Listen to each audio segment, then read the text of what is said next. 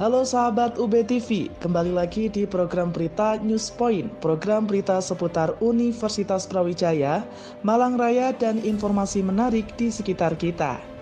News Point Highlight akan menyajikan rangkuman berita sepekan yang telah dipilih oleh tim redaksi untuk menemani akhir pekan pemirsa UB TV. Selamat menyaksikan dan inilah News Point Highlight hari ini akan dimulai dengan berita tim Adinata Vokasi UB raih juara 1 pada Olivia 2023.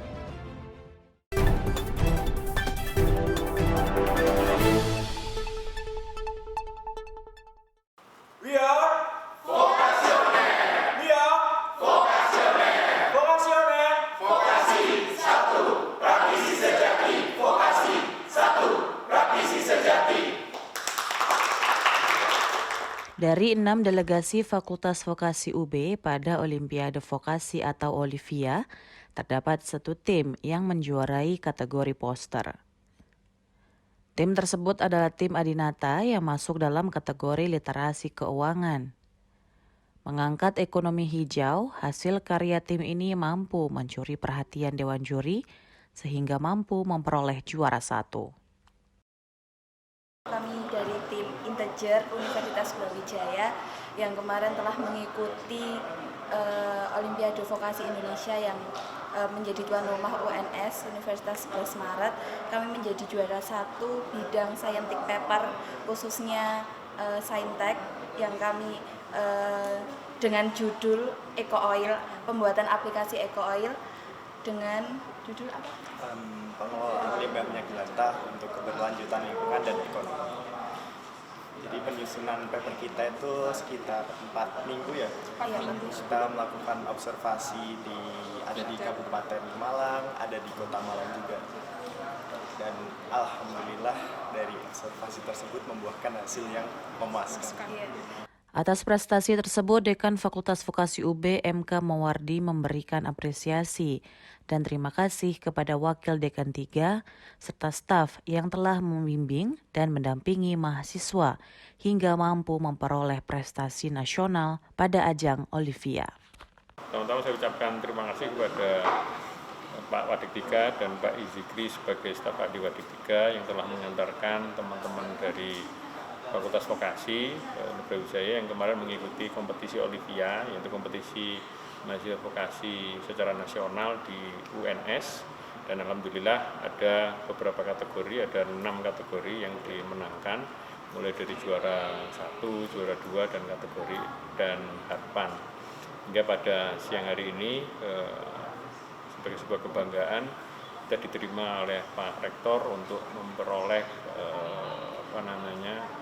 apresiasi dari beliau atas capaian yang diperoleh oleh mahasiswa dari Fakultas Vokasi.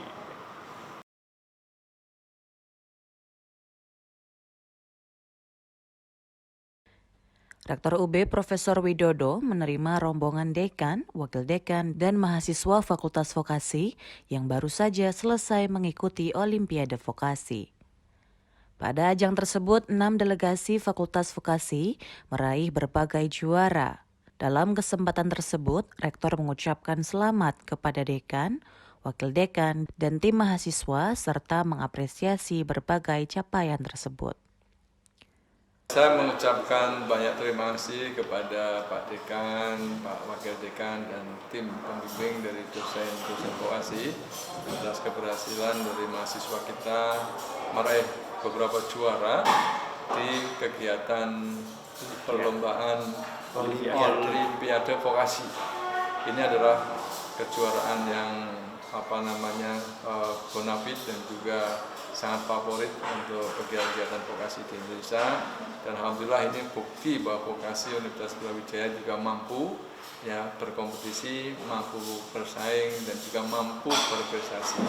Sehingga saya melihat bahwa vokasi Universitas Brawijaya juga sangat layak menjadi tempat untuk pendidikan generasi muda Indonesia. Dalam kesempatan yang sama, Dekan Fakultas Vokasi UB MK Mawardi PhD menjelaskan bahwa Fakultas Vokasi mengirimkan 6 delegasi pada Olimpiade tersebut sebagai bentuk pembinaan mahasiswa serta mengukur kualitas mahasiswa Vokasi UB. Mawardi berharap para mahasiswa vokasi UB dapat mengisi berbagai ruang kreatif dalam masyarakat dengan skill yang mereka miliki. Diberikan apresiasi, jadi yang pasti untuk juara 1 sesuai dengan yang ada di buku pedoman akademik. Jadi teman-teman yang fakultas vokasi yang memperoleh prestasi juara 1 tingkat nasional akan memperoleh kesempatan untuk tidak perlu menulis tugas akhir. Mereka bebas TA, sehingga tinggal menyesuaikan dengan pedoman yang ada di bidang akademik.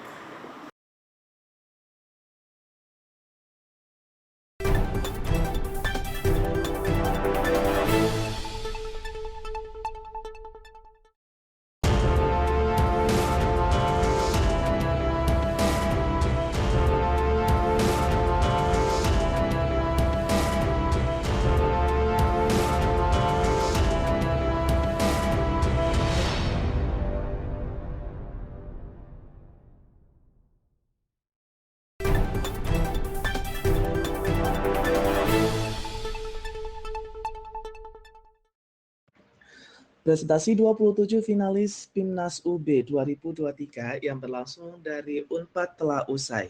Sebanyak 17 tim melakukan presentasi pada hari Selasa dan 10 tim hari Rabu kemarin.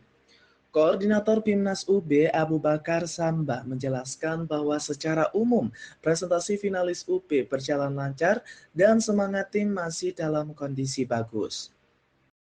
Kita sudah menyelesaikan 2 agenda utama di PIMNAS. Yang pertama adalah penilaian poster, kemudian di hari pertama penilaian presentasi, itu ada 17 tim di hari pertama juga sudah selesai, alhamdulillah.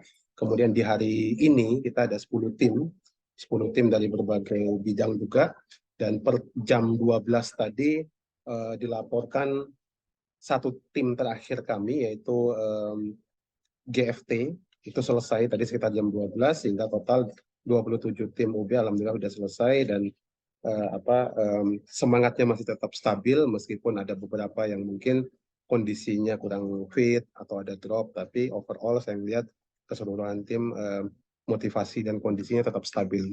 Persaingan dalam ajang ilmiah tahun ini dirasakan meningkat. Hal ini disampaikan Adi Kurnia, salah satu finalis PIMNAS UB, bidang riset eksakta, yang menilai bahwa semua tim finalis dari berbagai perguruan tinggi datang dengan hasil karya yang bagus dan menarik, sehingga aroma persaingan ide dan gagasan berjalan kompetitif.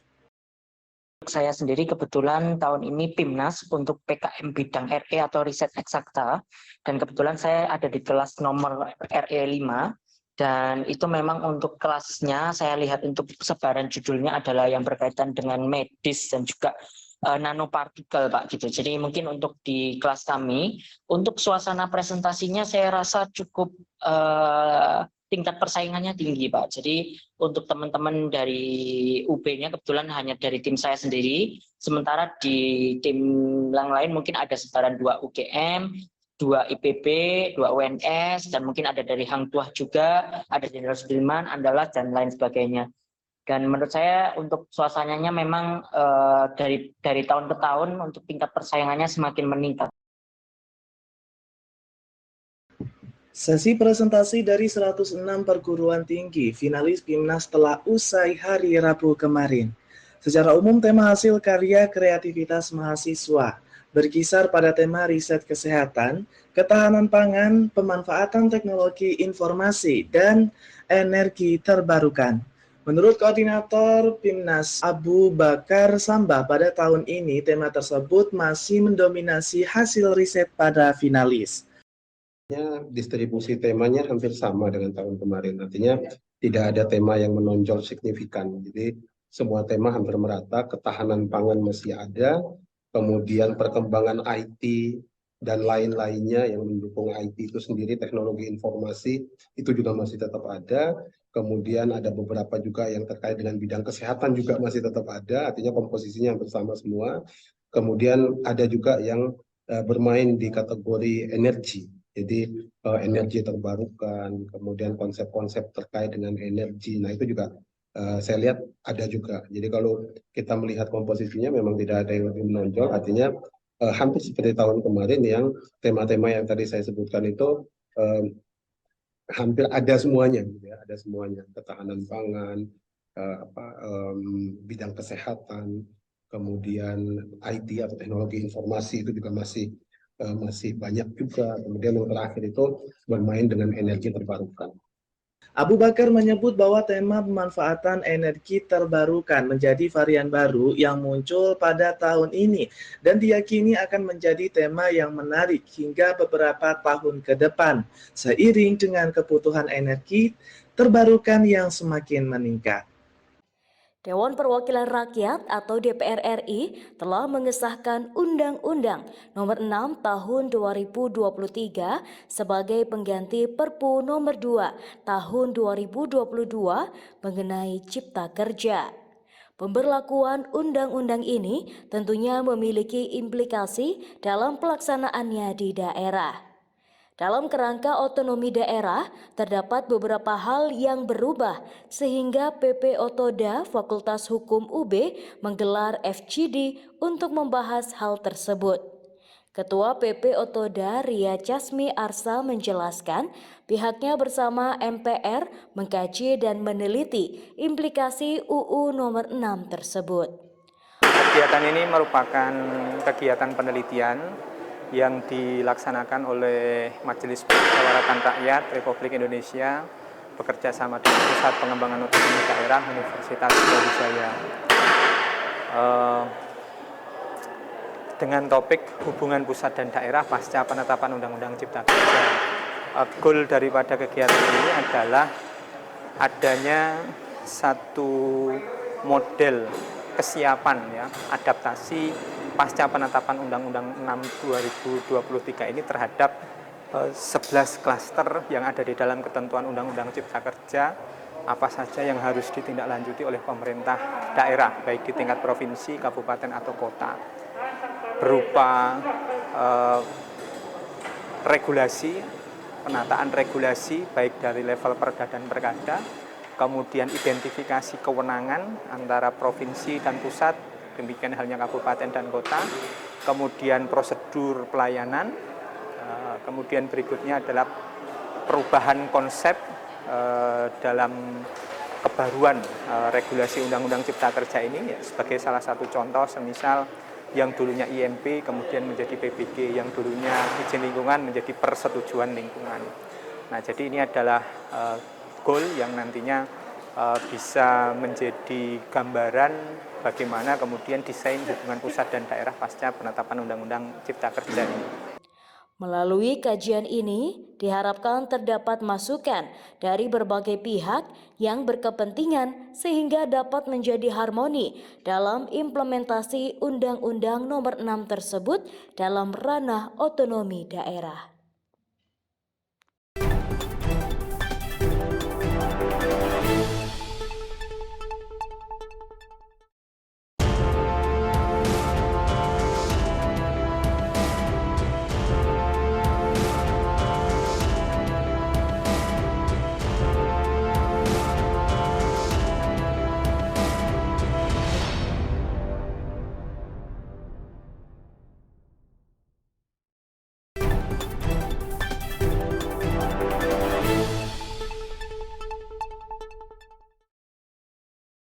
Potensi bencana yang dapat terjadi setiap saat memerlukan perencanaan penanganan yang terpadu. Salah satunya kebutuhan tempat pengungsian yang memadai ketika terjadi bencana. Guru Besar MIPA UB, Profesor Sukir Marianto menjelaskan, di negara maju seperti Jepang, pemerintah memfungsikan sekolah sebagai salah satu lokasi pengungsian yang terpadu dengan sarana pendukung yang memadai. Sukir mengusulkan agar hal tersebut dapat diadopsi oleh Indonesia dengan memfungsikan sekolah sebagai tempat penanganan bencana berbasis masyarakat.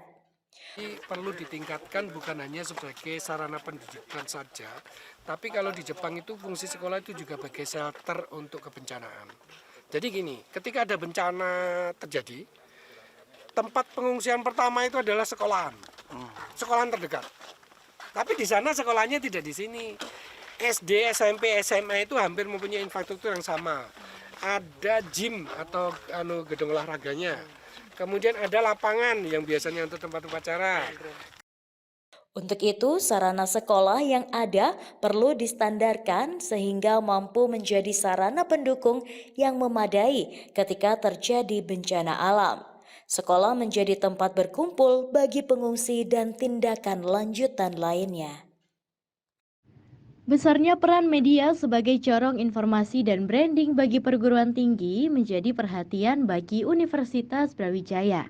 Sekretaris Universitas Brawijaya, Dr. Triwahyu Nugroho, menjelaskan bahwa UB sedang menyiapkan media center yang menunjang bagi kerja awak media. Nantinya di tempat tersebut tersedia beberapa peralatan untuk menunjang kerja media dan juga sebagai tempat melakukan jumpa pers secara berkala. Teman media itu juga cepat, engage-nya cepat. Ya, di situ kita kasih fasilitas, ya sederhana lah, paling tempat untuk ngetik, wifi, kemudian untuk ngopi santai gitu ya, kayak mirip co-working space lah. Mirip mini co-working space, terus di situ ada sudut untuk press conference gitu.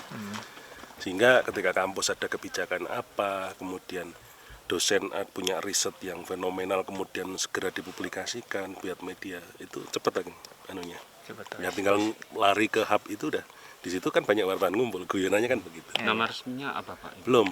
Ini masih masih angan-angan, masih ide. Tapi insya Allah tahun depan ada. Kira-kira terrealisasi? Saya usahakan tahun depan terrealisasi. Oke. Melalui media center ini diharapkan sinergi antara media dengan perguruan tinggi akan lebih baik sehingga tercipta kemitraan yang saling mendukung bagi perkembangan masing-masing institusi. Saat ini secara berkala UB memiliki pertemuan dengan rekan media sebagai wahana untuk membangun silaturahmi dan berbagi berbagai informasi terbaru mengenai Universitas Brawijaya. Dalam sidang Dewan Keamanan yang dipimpin Menlu Tio Kok Wangi, Menlu Palestina mendesak penghentian kekerasan secara lebih permanen. We thank Qatar and Egypt for their efforts that led to a truce. But the truce must become a ceasefire, a permanent ceasefire. The massacres cannot be allowed to resume. Perutusan Israel menolak seruan ini. How can one call for a ceasefire and at the same time claim to seek a solution to the conflict? After all, anyone who supports a ceasefire basically supports Hamas' continued reign of terror in Gaza. Meski menyebut positif jeda 6 hari, perutusan Amerika Serikat menilai jalan masih panjang. Even as we welcome the release of these hostages, so many others are not yet free, and their families are still living in hell, unsure when or if they will see their loved ones again. Kepada sidang Dewan Keamanan PBB, Menlu Indonesia juga menyambut positif jeda 6 hari yang memungkinkan pelepasan sandera dan penyaluran bantuan kemanusiaan. Tetapi Menlu RI Retno Marsudi juga turut mendukung seruan agar gencatan senjata secara permanen dilakukan di Gaza. Hal yang juga turut disuarakan oleh negara anggota Organisasi Kerjasama Islam atau OKI lainnya, termasuk diantaranya adalah Arab Saudi, Qatar, Yordania, dan juga Mesir. Menurut Menlu RI, jeda kemanusiaan saja tidak cukup. Humanitarian pause kita nilai terlalu rapuh untuk dapat betul-betul menjadikan atau memperbaiki situasi di Gaza. Dan saya bahkan kutip pernyataan Perdana Menteri Netanyahu yang mengatakan bahwa operasi militer akan dilakukan kembali dengan kekuatan penuh pada saat terus selesai atau terus berakhir. Dan saya sampaikan bahwa saya tidak bisa memahami statement apa, macam apa statement yang disampaikan oleh Perdana Menteri Israel ini. Bantuan Indonesia sendiri telah masuk Gaza, tapi bantuan ini dikhawatirkan tak mencukupi kebutuhan warga sipil Gaza. Bagaimana mempercepat, memperbanyak bantuan tersebut sehingga dapat mencapai atau mencukupi kebutuhan yang memang sudah sangat mendesak bagi penduduk Palestina di Gaza. Nah, ini yang dibahas, termasuk yang tadi dibahas dengan Sekjen PBB adalah bagaimana mempersingkat atau menyederhanakan pemeriksaan terhadap bantuan-bantuan yang akan dikirim ke Gaza. Satu perkembangan lagi yang menjadi sorotan Indonesia maupun Amerika Serikat adalah meluasnya ketegangan ke tepi barat. Dari markas PBB di New York, Randy Wijaksana dan tim VOA.